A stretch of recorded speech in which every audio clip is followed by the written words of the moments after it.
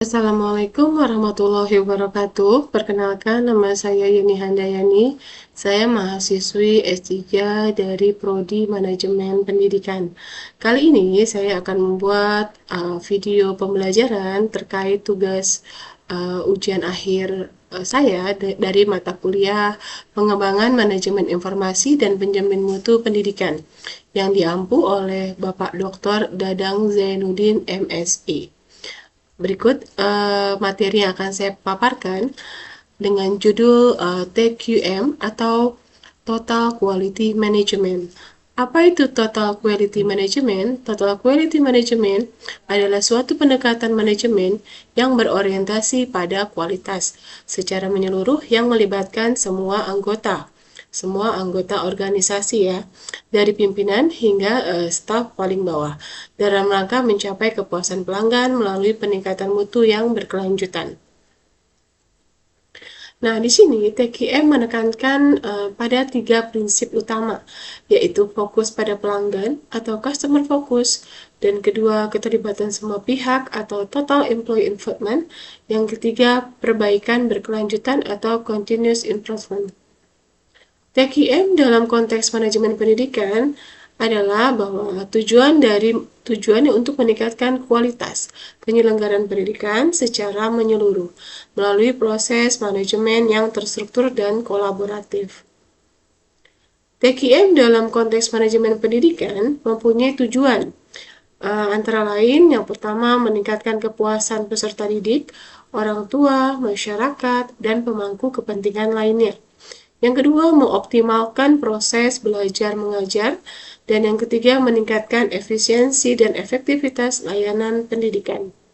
Dalam manajemen pendidikan, TQM bertujuan meningkatkan kualitas penyelenggaraan pendidikan secara menyeluruh melalui proses manajemen yang terstruktur dan kolaboratif. 7 prinsip utama TQM. Setiap elemen melingkari inti dari TQM dan menunjukkan prinsip-prinsip kunci yang menjadi pondasi dalam penerapannya.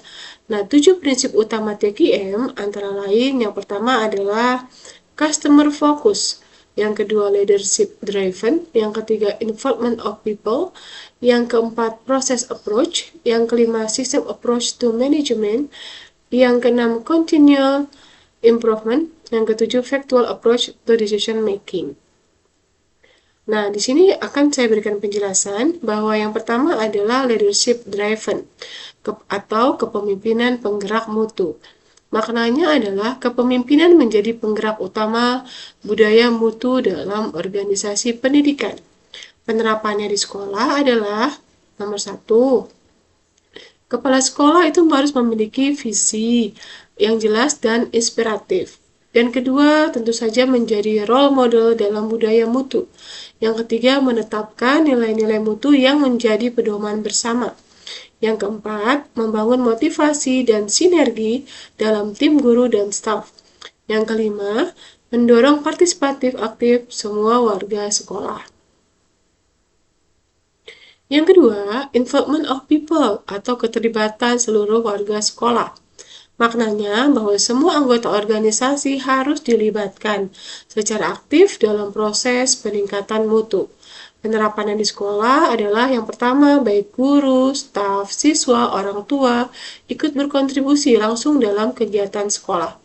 Yang kedua, keterlibatan dalam perencanaan, pelaksanaan, dan evaluasi program mutu sekolah. Yang ketiga, pengambilan keputusan secara partisipatif melalui program musyawarah, rapat tim, atau survei pendapat. Dan yang keempat, mendorong budaya kerja kolaboratif dan saling mendukung antar warga sekolah. Yang ketiga adalah proses approach atau fokus pada pengelolaan proses. Maknanya adalah menekankan bahwa kualitas dicapai melalui pengelolaan proses yang efisien dan terstruktur. Nah, penerapannya di sekolah adalah 1. Proses pembelajaran, evaluasi, dan layanan siswa dikelola sebagai bagian dari sistem mutu. Yang kedua, setiap tahapan kerja dianalisis dan diperbaiki secara berkelanjutan. Yang ketiga, Kegiatan dirancang sebagai rangkaian proses saling terkait dan bukan aktivitas yang dibuat secara terpisah. Yang keempat, fokus pada pengendalian dan pengembangan proses untuk mencapai hasil yang berkualitas. Dan yang kelima, penggunaan data dan refleksi untuk meningkatkan efektivitas setiap proses. Lalu ada namanya System Approach to Management atau sekolah sebagai satu kesatuan sistem. Maknanya adalah organisasi atau dalam hal ini sekolah dipandang sebagai sebuah sistem yang saling terhubung dan saling mempengaruhi, bukan bagian-bagian yang berdiri sendiri. Nah, penerapannya bagaimana di sekolah? Yang pertama, sekolah itu kan terdiri dari berbagai subsistem. Artinya ada kurikulum, ada SDM, SDM-nya juga ada guru, ada tenaga kependidikan, lalu ada sarana dan prasarana, lalu keuangan dan administrasi. Lalu setiap subsistem harus dikoordinasikan secara terpadu dan harmonis. Lalu koordinasi lintas unit kerja penting untuk menghindari tumpang tindih tugas dan menciptakan efisiensi. Lalu kebijakan dibuat secara integratif, melibatkan semua pihak, dan memperhatikan keterkaitan antar bagian. Lalu tujuan mutu dicapai dengan sinergi antar bagian sekolah, bukan kerja sendiri-sendiri. Lalu ada continual improvement, artinya perbaikan berkelanjutan. Nah, dalam hal ini ada namanya plan, do, check, dan act. Ini adalah bagian dari continuous improvement. Maknanya adalah mutu harus ditingkatkan melalui evaluasi dan inovasi yang berkelanjutan, bukan berhenti pada pencapaian yang ada. Penerapannya di sekolah, yang pertama dengan melakukan evaluasi rutin terhadap proses pembelajaran. Yang kedua, melakukan inovasi dalam metode pembelajaran dan media ajar.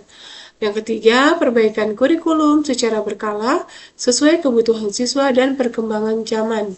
Yang keempat, sekolah memiliki budaya tidak cepat puas, selalu belajar dan menyesuaikan. Yang kelima, mendorong setiap elemen sekolah untuk berkontribusi dalam gagasan perbaikan. Lalu ada factual approach to decision making. Artinya, keputusan harus berdasarkan data. Maknanya adalah keputusan itu diambil berdasarkan data dan bukti nyata, bukan pada asumsi atau dugaan semata. Penerapan di sekolah, yang pertama kita harus menggunakan data yang objektif. Ada nilai siswa, ada kehadiran, ada umpan balik orang tua, dan hasil akreditasi. Yang kedua, hindari keputusan berdasarkan intuisi atau kebiasaan lama. Yang ketiga, lakukan analisis data sebelum menyusun kebijakan sekolah. Yang keempat, kembangkan budaya berpikir kritis dan berbasis fakta. Yang kelima, dokumentasikan semua data sebagai dasar evaluasi dan perencanaan.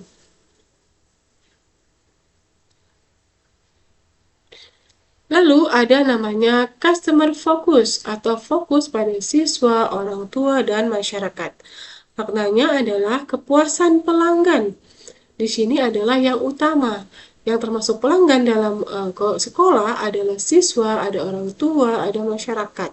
Ini adalah prioritas utama dalam layanan pendidikan. Penerapannya di sekolah, satu, ada siswa, orang tua, dan masyarakat. Ini adalah pelanggan utama dalam layanan pendidikan. Yang kedua, harus tanggap terhadap kebutuhan, aspirasi, dan keluhan mereka. Yang ketiga, menyediakan saluran komunikasi dua arah, misalnya forum orang tua dan survei kepuasan. Lalu ada mengukur dan menindaklanjuti hasil evaluasi kepuasan siswa dan orang tua. Lalu ada menyediakan layanan pembelajaran dan dukungan siswa yang sesuai kebutuhan dan potensi.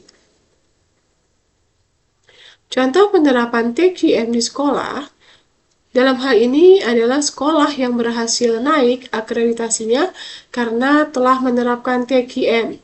Contohnya di sini ada kasus dari SMP XYZ, wilayah Jakarta Timur. SMP XYZ dulunya terakreditasi B.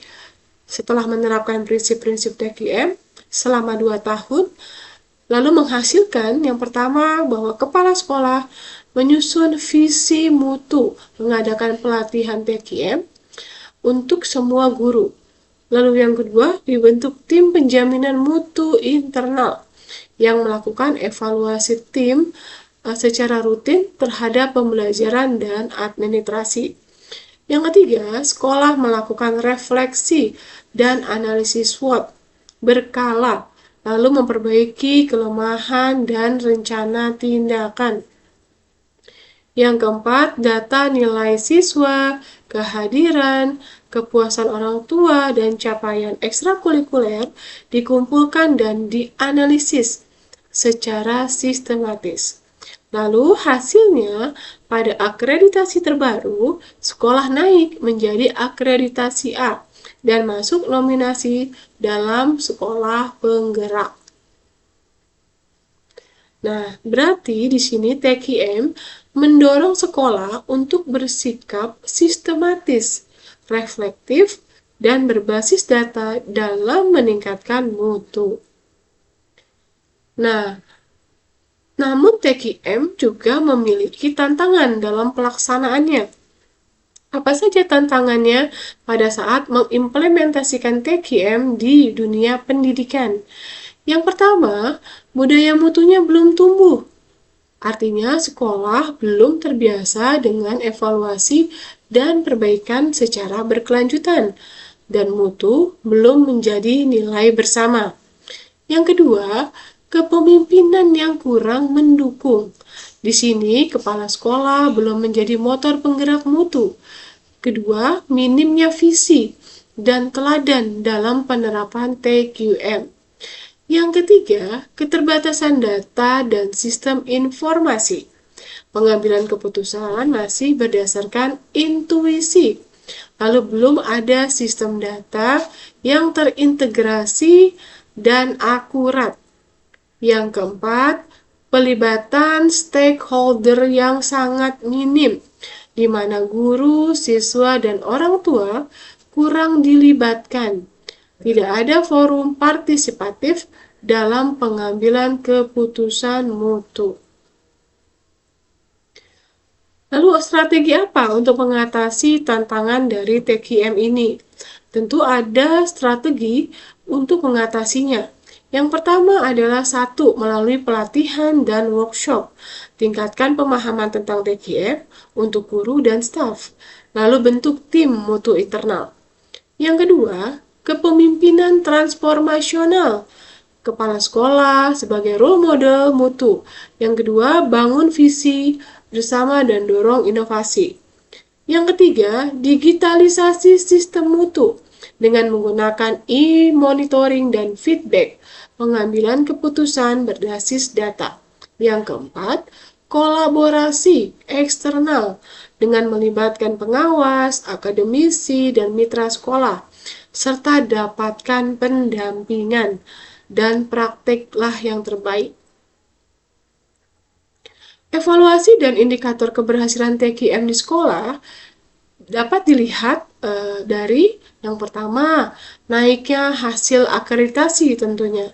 Yang kedua, adanya kepuasan siswa, orang tua, dan kepuasan orang tua sedang meningkat. Yang ketiga, kinerja guru yang meningkat. Yang keempat, semakin banyak inovasi layanan dan pembelajaran. Yang kelima, sekolah memiliki budaya evaluatif dan kolaboratif. Kesimpulan dari materi TQM ini adalah bahwa pendekatan manajemen yang berfokus pada keterlibatan semua pihak, orientasi pada pelanggan, dan perbaikan berkelanjutan untuk mencapai mutu pendidikan yang optimal dalam konteks manajemen pendidikan. TQM mendorong sekolah untuk membangun kepemimpinan yang lebih visioner, melibatkan semua warga sekolah, mengelola proses secara berkelanjutan, sistematis, dan berbasis data, lalu menumbuhkan budaya evaluatif dan inovatif. Dengan strategi yang tepat dan komitmen seluruh unsur sekolah, tantangan dalam implementasi TQM dapat diatasi dan menghasilkan peningkatan mutu yang nyata. Nah, dari paparan materi saya tentang TQM, ada salah satu pernyataan atau pertanyaan dari salah seorang teman. Beliau bertanya bahwa bagaimana contoh penerapan TQM itu di sekolah. Lalu kami sebagai kelompok menjawab bahwa untuk penerapan contoh TQM di sekolah, pertama harus fokus pada pelanggan. Dalam hal ini ada siswa, orang tua, dan masyarakat. Lalu tentu saja tadi ada perbaikan berkelanjutan atau kaizen. Yang ketiga, kepemimpinan yang mendukung. Yang keempat, keterlibatan semua pihak. Lalu ada pendekatan proses dan pengambilan keputusan berbasis data. Dan ditambahkan jawaban kami oleh dosen kami, dosen pengampu kami, Dr. Dadang Zainuddin, bahwa yang pertama harus fokus pada pelanggan, maksudnya bahwa sekolah itu harus mendengar kebutuhan dan harapan siswa, orang tua, dan masyarakat untuk meningkatkan kepuasan layanan pendidikan. Yang kedua, terkait dengan perbaikan berkelanjutan atau kaizen, sekolah perlu terus melakukan evaluasi dan perbaikan agar layanan pendidikan semakin baik dari waktu ke waktu tentunya. Yang ketiga, faktor kepemimpinan ini sangat mendukung bahwa pemimpin sekolah itu harus punya namanya komitmen, menjadi role model dan mendukung semua upaya peningkatan mutu sekolah. Yang keempat, harus melibatkan semua warga sekolah atau semua pihak sekolah, seperti termasuk guru, staf, komite, siswa. Ini perlu dilibatkan dalam menjaga dan meningkatkan mutu layanan.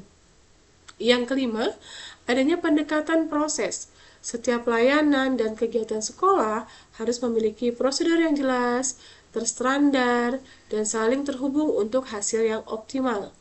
Yang keenam, pengambilan keputusan berbasis data. Keputusan di sekolah itu harus dibuat berdasarkan data dan fakta yang ada agar lebih tepat sasaran dan efektif. Baik, demikian paparan materi saya terkait TQM pada hari ini. Kurang lebihnya saya mohon maaf. Wabillahi taufiq wal hidayah. Wassalamualaikum warahmatullahi wabarakatuh.